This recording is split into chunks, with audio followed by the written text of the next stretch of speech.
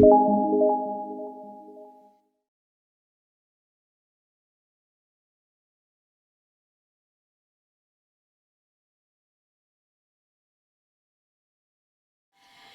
preparing for this series, I came across a story that I'd like to leave with you today.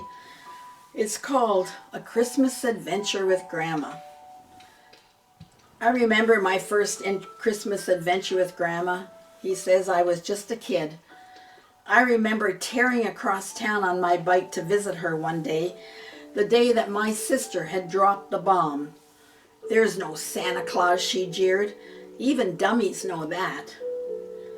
My grandma was not the gushy kind, never had been, and I fled to her that day because I knew that she would be straight with me.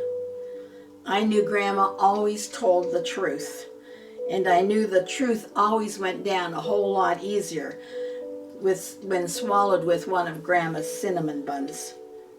I knew they were world-famous cinnamon buns because Grandma said so. Grandma was home and the buns were still warm. Between bites, I told her everything, and she was ready for me.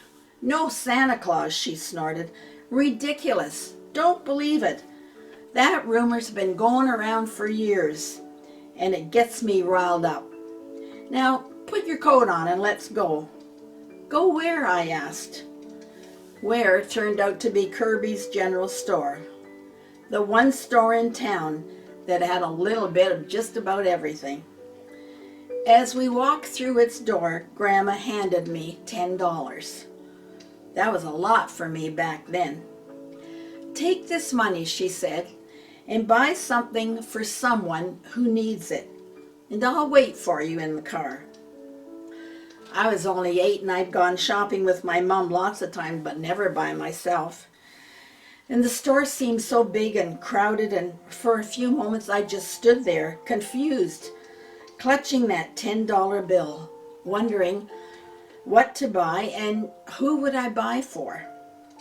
I thought of everybody I knew, and then suddenly I thought of Bobby Decker. He was a kid with messy hair and sat right behind me in grade 2 class. Bobby Decker didn't have a coat. I knew that because he never went out for recess during the winter. His mother always wrote a note telling the teacher that he had a bad cough. I fingered that $10 bill with growing excitement.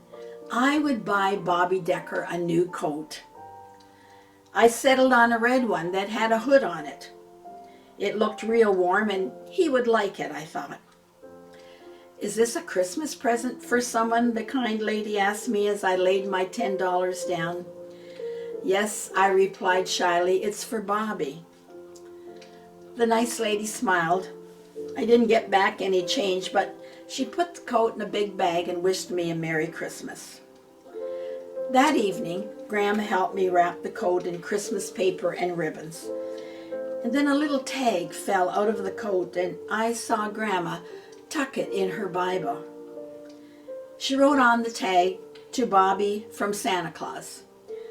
Grandma said that Santa always insisted on secrecy. Then she drove me to Bobby Decker's house, explaining as we went that I was now and forever officially one of Santa's helpers. Grandma parked down the street from Bobby's house, and she and I crept up and hid in the bushes by his front walk. Then Grandma gave me a nudge. "All right, Santa Claus," she whispered, "get going." I took a deep breath and dashed for his front door, put the present on his step, rang the doorbell, and ran back to the bushes and Grandma. Together we waited breathlessly in the darkness for the front door to open. Finally it did, and there stood Bobby. He looked around and picked up the coat and went back inside. The writer continues, 50 years have not dimmed the thrill of those moments spent shivering beside my grandma in Bobby Decker's bushes. That night I realized all those rumors about Santa Claus were just what Grandma said they were. They were ridiculous. Santa was alive and well, and we were on his team.